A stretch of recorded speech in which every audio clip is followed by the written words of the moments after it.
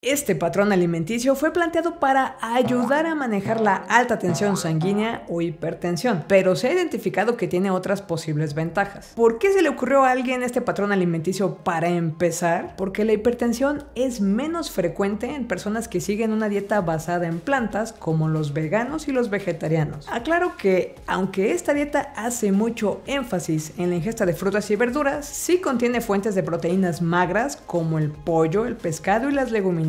Esta dieta disminuye la ingesta de carne roja, sal, azúcares añadidos y grasas, con énfasis en los alimentos procesados. Y como platicamos en este video, el consumo de sodio recomendado por la Organización Mundial de la Salud es de 2000 miligramos al día, pero esta dieta se enfoca en 1500. Hola, soy Cintia Reyes y en este canal exploramos evidencia científica que nos permite responder preguntas cotidianas relacionadas con nuestra salud y bienestar. Suscríbete. Previo a cualquier otra cosa, y como siempre te digo, recuerda que antes de cambiar significativamente tu régimen alimenticio, es importante revisar este tema con un nutriólogo profesional y actualizado, así como con tu médico en caso de que tengas algún padecimiento como los que mencionaré más adelante. ¿Qué otros beneficios se han identificado con esta dieta? Además del objetivo específico de reducir la presión arterial, se han identificado otros beneficios potenciales. Pérdida de peso. Aquí se hizo una revisión de 54 ensayos clínicos donde se comparó esta dieta contra un grupo control. Se concluyó que además de ayudar a bajar la presión arterial,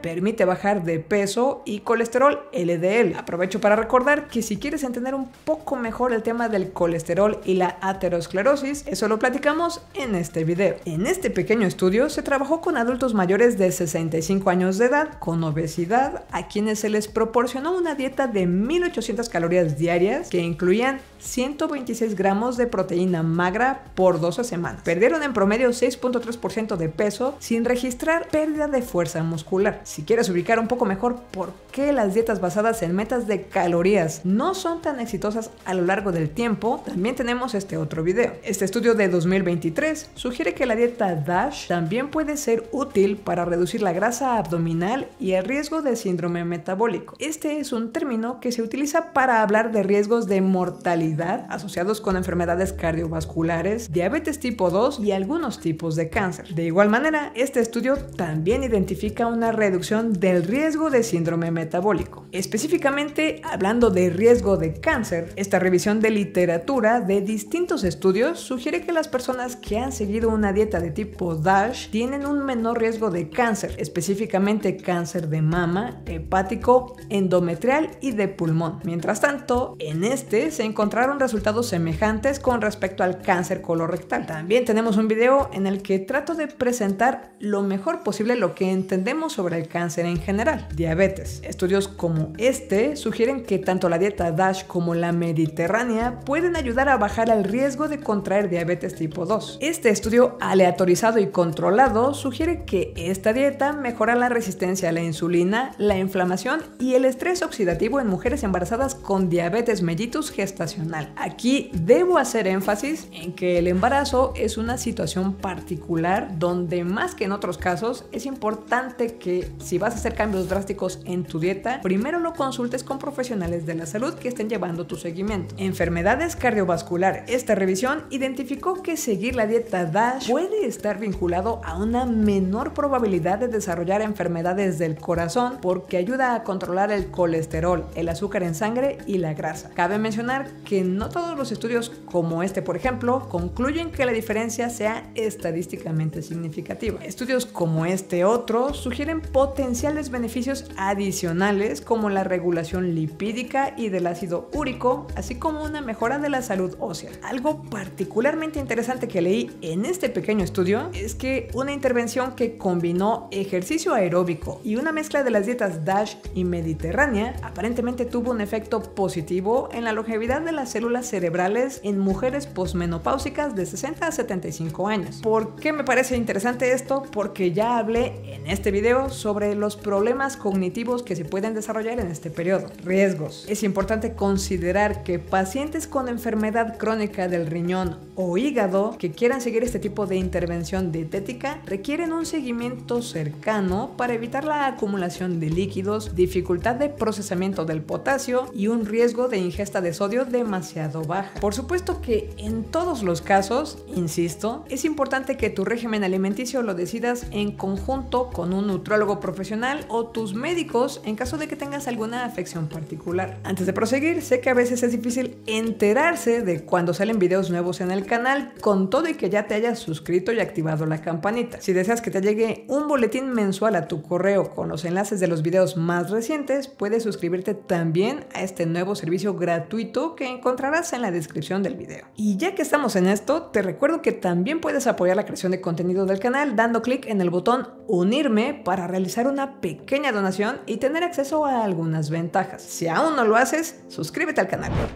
¿En qué consiste la dieta DASH? Te doy ejemplos del tipo de cosas que puedes encontrar en una guía de raciones de esta dieta llamada DASH por sus siglas en inglés. Verduras, 5 raciones al día. Frutas, 5 raciones al día. Alimentos integrales, 7 raciones al día. Productos lácteos bajos en grasa, 2 raciones al día. Productos cárnicos magros, 2 o menos raciones al día. Frutos secos y semillas, de 2 a 3 veces por semana. Un nutriólogo te debería sugerir qué tanto es una ración. Por ejemplo, hablando de verduras, una ración es una taza de verduras de hoja verde crudas como espinacas o col rizada, media taza de verduras en rodajas como zanahorias, calabaza o tomates. Alimentos integrales. Aquí estamos incluyendo cosas como el arroz integral del que platicamos en este video, quinoa, avena o burgul de trigo. Ejemplos de raciones. Una rebanada de pan integral, realmente integral como el que platico en este video, no el pan del osito. 28 gramos de cereal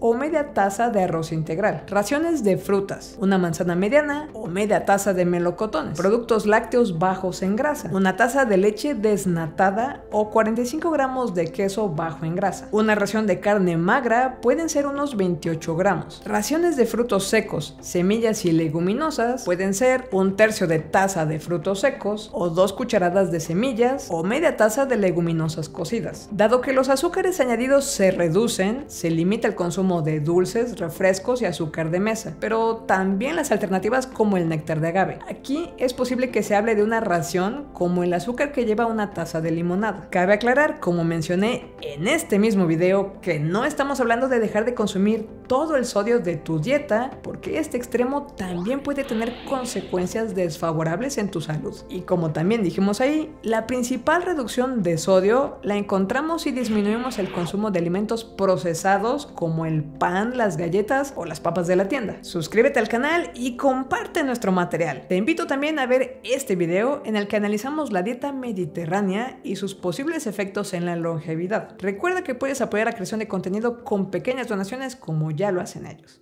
Muchas gracias.